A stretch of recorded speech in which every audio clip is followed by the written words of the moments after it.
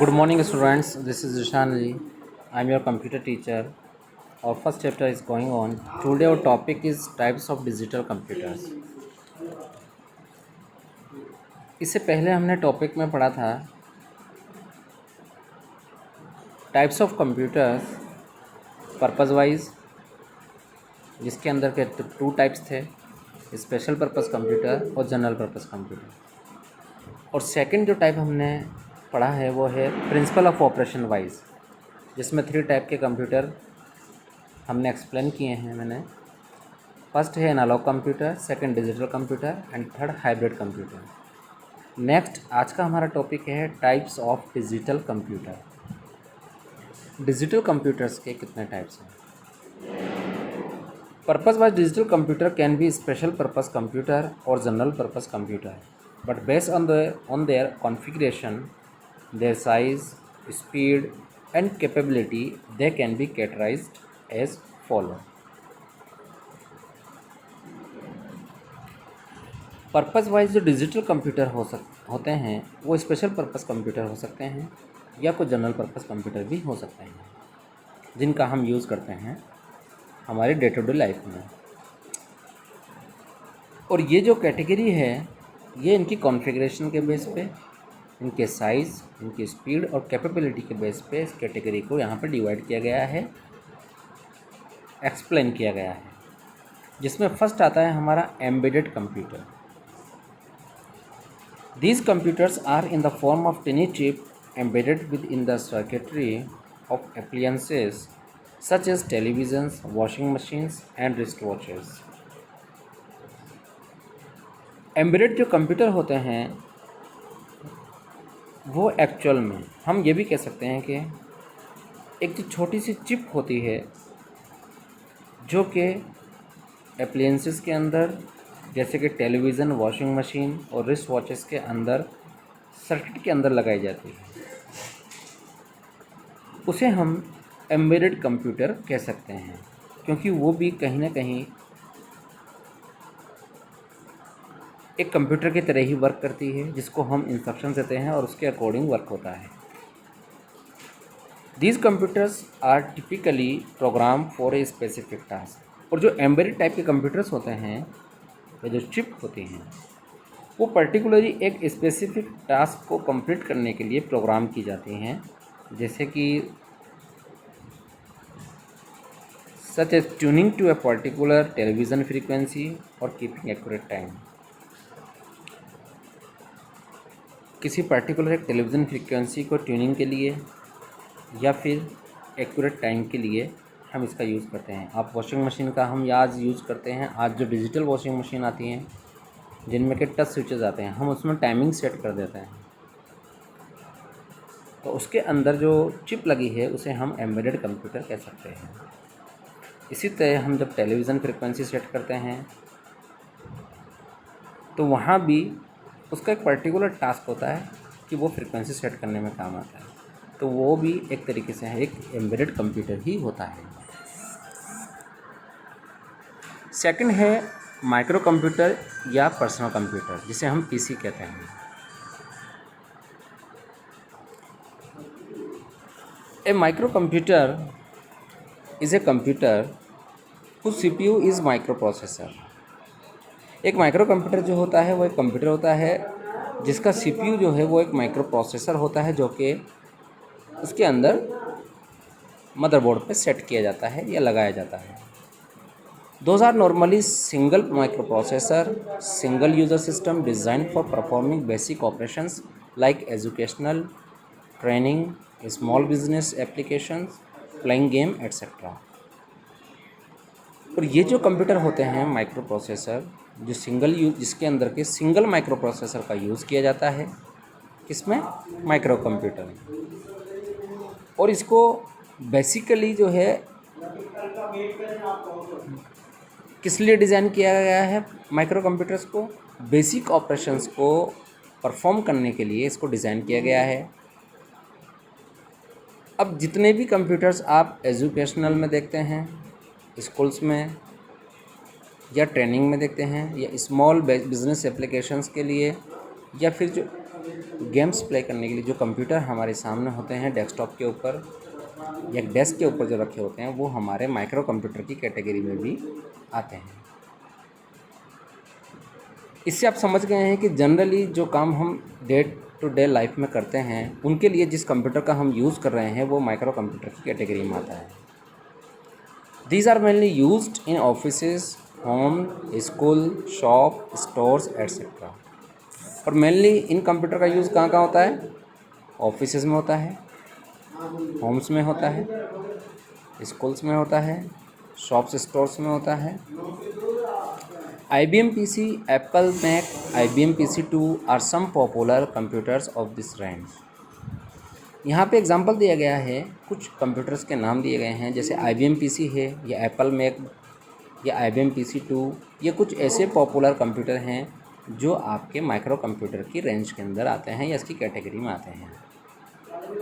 Micro computer can be further categorise, और micro computer को ही हम देख रहे हैं कि उसकी भी कुछ कैटेगरीज यहाँ पे डिफाइन की गई है, यहाँ पे बताई गई है, जिसमें फर्स्ट हमारा है मोबाइल या हैंड हेल्ड कंप्यूटर। मोबाइल भी एक माइक्रो कंप्यूटर की कैटेगरी में आता है।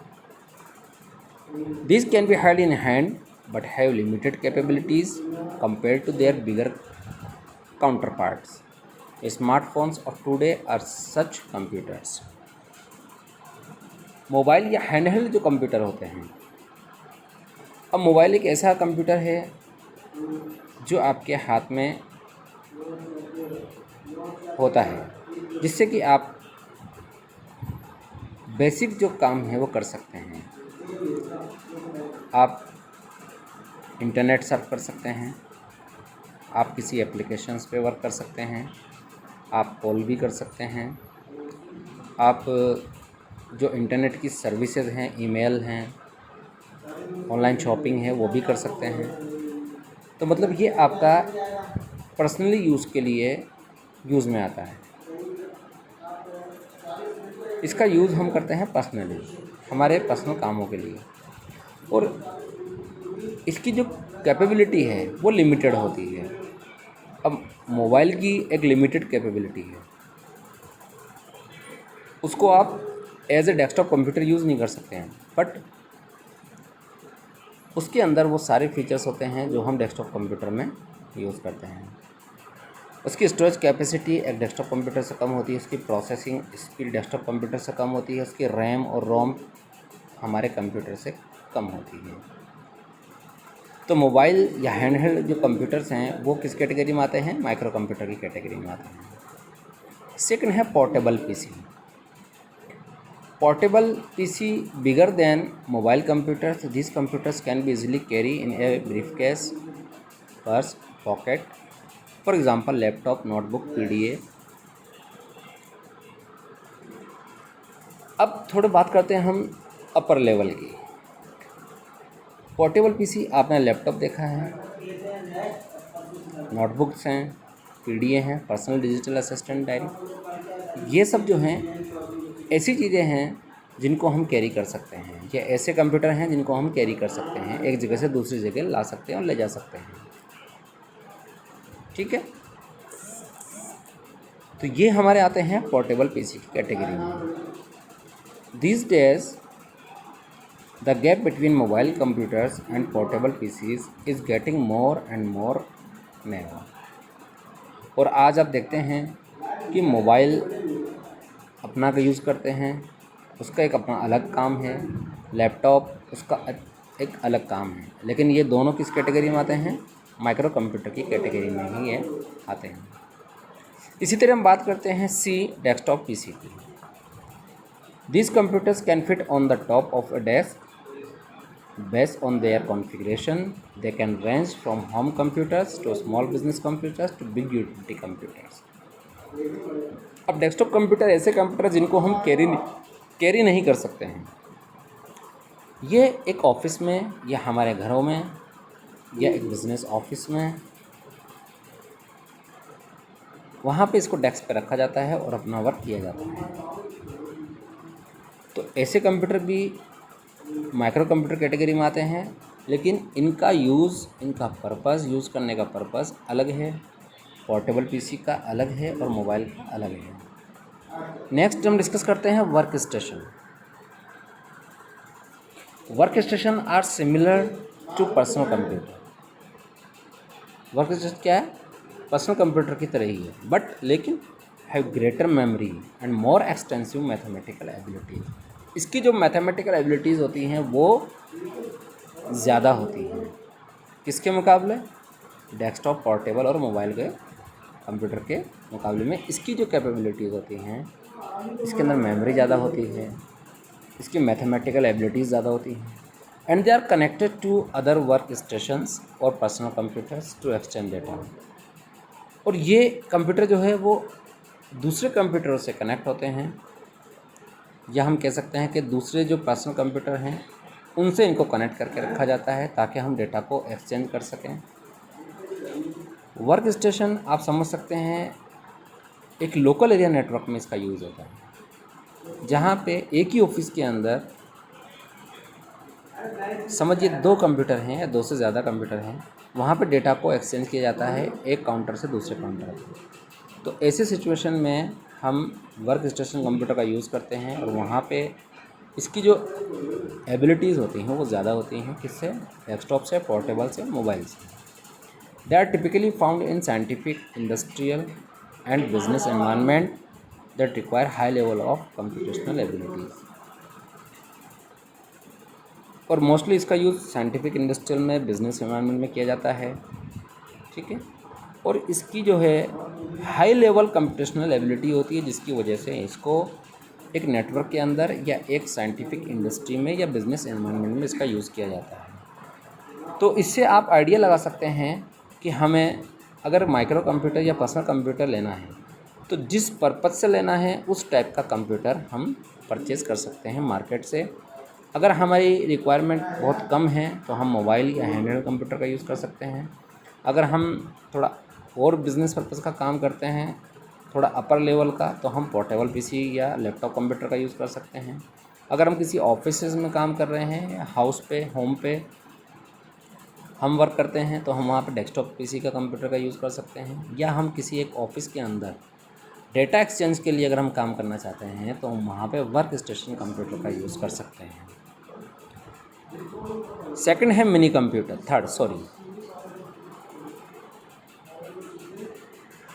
Mini computer also called mid range server are more powerful computer than micro computer in the term of processing power and capability. Mini computer जो है उनको हम मिड रेंज सर्वर भी कहते हैं। ये ज़्यादा पावरफुल कंप्यूटर होते हैं किससे? माइक्रो कंप्यूटर से। और इनकी जो प्रोसेसिंग है और इसकी कैपेबिलिटीज़ हैं वो भी ज़्यादा होती है किससे? माइक्रो कंप्यूटर से। Micro computer are mainly multi user multi-user system where many users simultaneously work on the system. Mini computer possess greater storage capacity and larger memories as compared to microcomputer. आप यहाँ समझ सकते हैं कि micro computer जो है उसकी जो मेमोरीज है वो ज़्यादा होती है, उसकी स्टोरेज कैपेसिटी ज़्यादा होती है और उसके मिनी कंप्यूटर से, किससे? मिनी कंप्यूटर से उसकी कैपेसिटी ज़्यादा होती है। जबकि जो मिनी कंप्यूटर हैं वो मल्टी यूज़र सिस्टम को सपोर्ट करता है, वहाँ पे मल्टीपल यूज़र जो है एक साथ वर्क कर सकते हैं। These are even capable of handling more input and output devices. और मिनी कंप्यूटर जो होते हैं वो एक या एक से ज़्यादा इनपुट और आउटपुट डिवाइसेस को हैंडल करने के लिए भी कैपेबल होते हैं।